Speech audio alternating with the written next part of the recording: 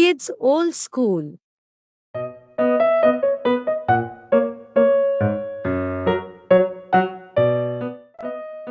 बंदर और टोपी वाले की कहानी। एक समय की बात है। एक गांव में एक व्यापारी रहता था। वह अपना पेट भरने के लिए गांव-गांव जाकर टोपियां बेचा करता था। वह रोज सुबह एक बड़ी सी टोकरी में टोपियां लेकर निकलता था। उन्हें बेचकर वह शाम तक अपने घर वापस आ जाता था।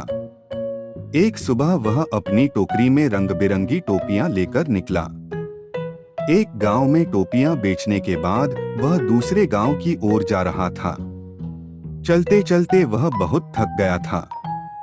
उस रास्ते से गुजरते समय एक जंगल भी पड़ता था। जंगल में उसे एक बरगद का पेड़ दिखाई दिया। उसने सोचा क्यों न पेड़ के नीचे बैठकर आराम कर लिया जाए।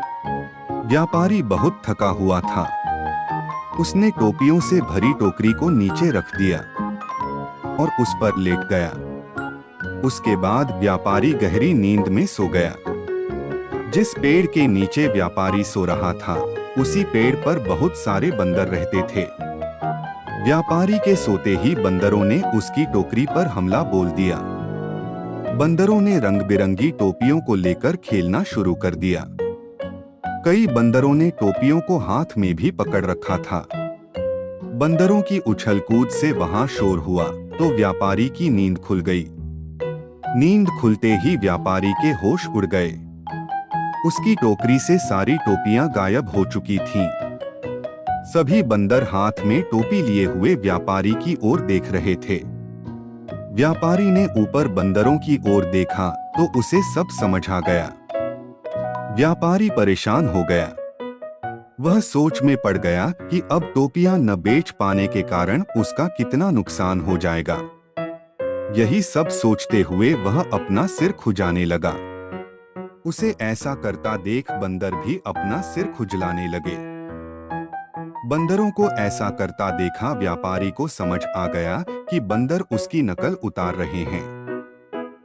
अब व्यापारी को एक तरकीब सूझी जिससे वह अपनी टोपियां वापस ले सकता था। अब उसने जिस टोपी को सोते वक्त सिर के नीचे रखा था, जमीन पर फेंक दिया।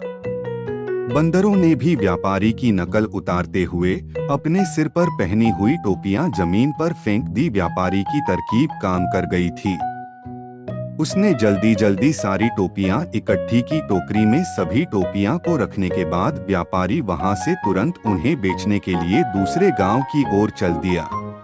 कहानी से सीख। इस कहानी से हमें यह सीख मिलती है कि परिस्थिति चाहे जैसी भी हो, हमें घबराना नहीं चाहिए। हर हाल में हमें समझदारी से काम लेना चाहिए।